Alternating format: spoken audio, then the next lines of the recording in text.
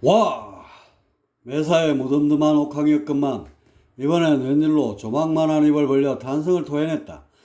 그것이 외마디로 그쳤지만 옥황에게도 개체적 감성이 있음을 여실히 증명하는 것이기도 했다.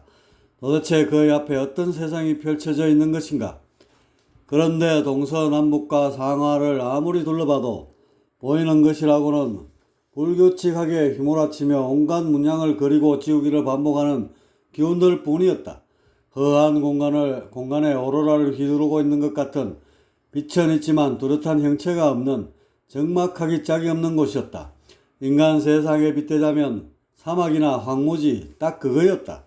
이런 황량한 곳이 뭐가 좋다고 옥황은 그답지 않은 단성을 뱉어낸 것인가? 하지만 좋다는 것이 어찌 형상만으로 판단할 수 있겠는가? 목전에 펼쳐져 있는 전개는 그야 그 어떤 것도 만들어지지 않은 천연 상태 그대로였다. 군데군데 공지라는 것들이 보이긴 했지만 선계처럼 수려한 경관으로 보기엔 엉성할 뿐이었다. 그럼에도 옥황의 가슴을 송두리째 휘어잡을 수 있었던 것은 이곳이 지닌 색감 때문이었다. 선계를 그린 물감과는 차원이 다른 더 이상 순수할 수 없는 천연의 빛깔이었다.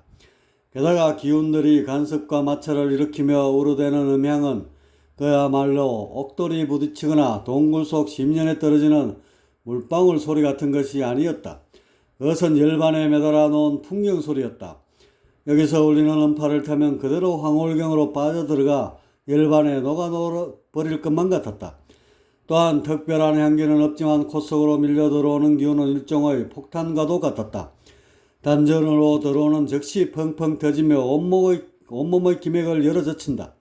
기세포 하나하나가 활짝 문호를 열어 우주와의 경계를 허물게 하는데 이때 느껴지는 외계의 감촉이란 건 비단이나 솜털, 구름, 바람 따위로는 도저히 비교조차 할 수 없는 오묘한 그 무엇이었다.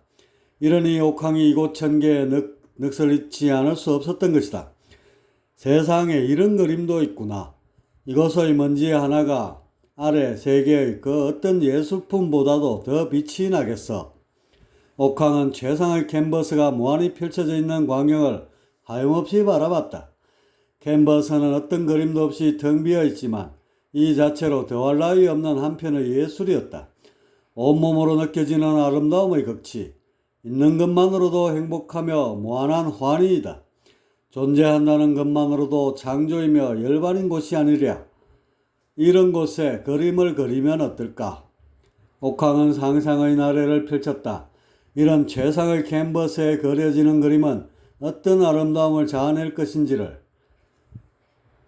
근데 5차원 진공에서 무슨 이유로 삼라만상을 토해낸 것일까?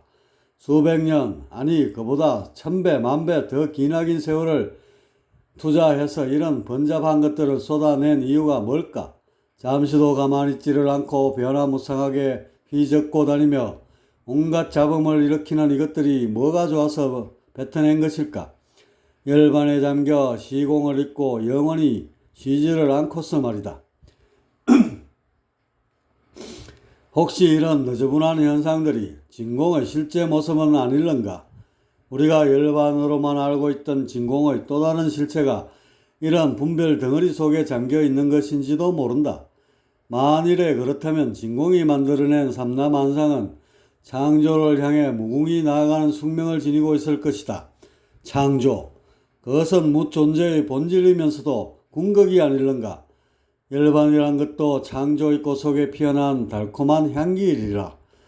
옥황에 내리는 실존에 대한 화두로 가득 찼고 그것은 단 하나의 명제로 좁혀지고 있었다. 그것은 창조였다.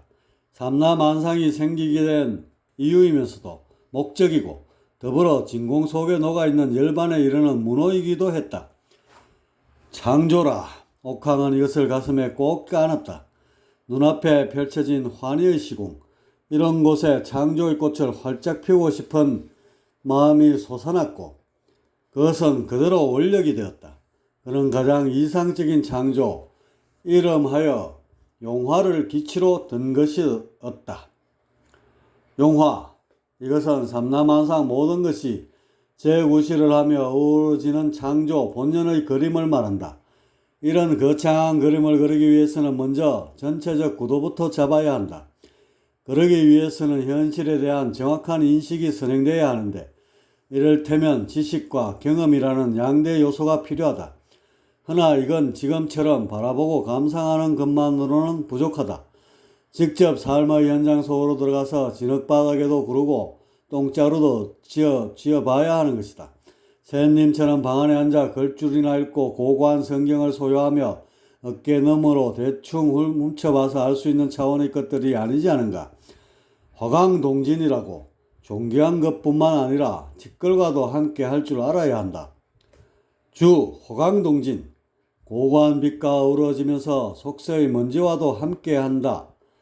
빈부 기천의 분배를 초월하여 무라일체하는 도가의 경지를 말함. 가장 높은 곳에서 가장 낮은 곳까지 두루 섭렵해야 높고 낮은 분별이 깨지면서 참다운 삶을 깨칠 수 있는 법. 여기서 용화의 구조를 세울 수 있고 더불어 세세한 묘사도 전부 할 수 있게 되는 것이리라. 이미 화강을 이루고 있는 옥황, 그는 이제 모든 생각이 동진에 미쳤다. 그것은 지금 서 있는 천계가 아닌 아래의 선계, 아니 더 아래인 신계나 인간계를 가야지만 찾을 수 있는 거였다. 늘 관객이 되어 외계를 바라보고 평가만 했던 옥황, 그는 이제 저 삼라만상이 만드는 영화 속으로 뛰어들어 한 명의 배우가 되어야 한다는 사실을 알았다. 진공의 의자에서 일어서서 스크린 속으로 들어가 창조의 일부가 되는 것이다. 그 역할을 하는 것이 자신이 생겨난 본연의 숙명이며 사명임을 뼛속 깊이 인식하였다. 이제 위객을 떠나 위주가 되어야 하는 옥황. 그러기 위해서는 자신이 맡은 역할에 대해 숙지해야만 한다.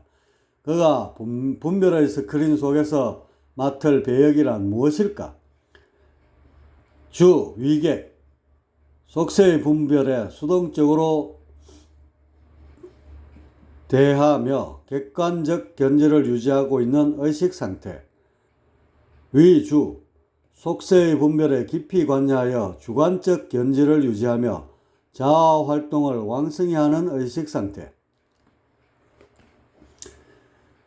그건 다른 존재들과 구별되는 나만의 특성, 바로 개체성이다.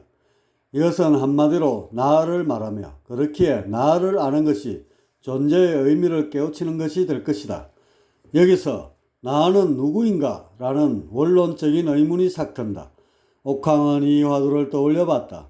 너무나 쉬운 질문 같은데 막상 답을 찾으려니 희뿌연 안개 속에 잠기는 것 같았다. 그래서 질문을 바꿔봤다. 스크린 속의 나가 아닌 진짜 나는 누구인가로 진화를 찾는 문제이다. 달리 본성, 불성이라고 하는데 옥황은 이 문제를 떠올리자 그 답이 너무나도 쉽게 보였다. 자신은 어김없는 5차원 진공이었다.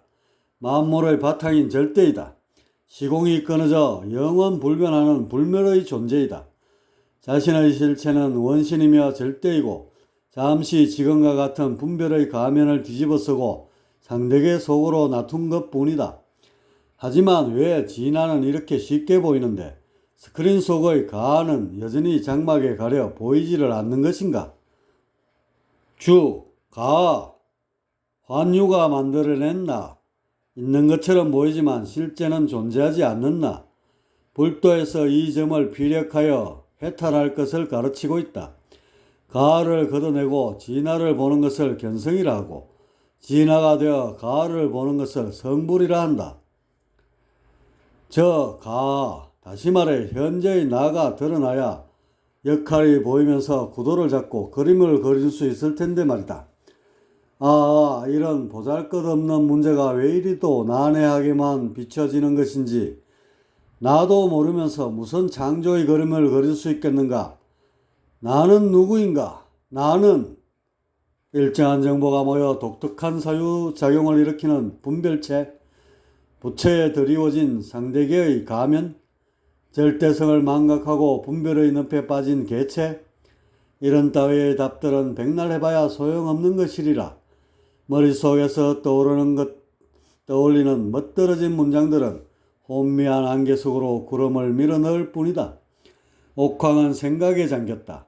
진짜 나는 보려 하지 않아도 보이는데 현재의 가한은 애써 찾으려 해도 어디로 숨었든지 꼬리조차 보이지 않는다. 가만히 되돌아보면 자신은 늘 진공의 입장에서 바깥 세상을 바라보며 살아왔다. 그렇기에 선견이 정견이 하는 거추장스러운 구분 따윈 전혀 필요치 않았다. 자신을 막을 수 있는 차원의 장벽은 애초부터 존재하지 않았다. 하지만 분별이라는 스크린 위에 뿌려진 배우들의 삶엔 취약했다. 개체성이 심히 부족했고 그래서 그런 자신을 일러 주관도 없고 맹하다며 주위의 걱정을 불러왔던 게 아니던가. 옥황은 그제서야 자신의 머릿속을 복잡하게 만들었던 가의 문제가 정리될 수 있었다. 그건 가의 형상이 미진한 자신의 정신구조 때문이었다. 색깔이 너무 진해도 배역이 한정되지만 그렇다고 색깔이 너무 엷으면 마땅한 배역을 찾기란 쉽지 않은 법이다. 옥황은 지나치게 후자 쪽이었고 따라서 전자를 취해야 하는 것이 당면 과제로 떠오른 것이다. 개성을 정신에 득지적지 칠하기에 가장 좋은 곳은 두말하면 잔소리, 인간계이다. 끈적끈적한 육신을 뒤집어쓰고 한평생 살다 보면 어쩔 수 없이 붓게 되는 것이 개성이 아니던가. 그것이 지독한 냄새를 풍기는 오물처럼 느껴지는 옥황이었지만 진흙탕에서 한껏 뒹굴어야 개성도 만들고 역할도 찾고 창조의 그림도 한껏 그릴 수 있을 것이다. 인도 환생을 결심하기에 이른 옥황. 그는 천계를 마지막으로 둘러보고는 공막을 뚫고 성계로 내려왔다. 그가 세운 창조의 원력, 용화를 되새기면서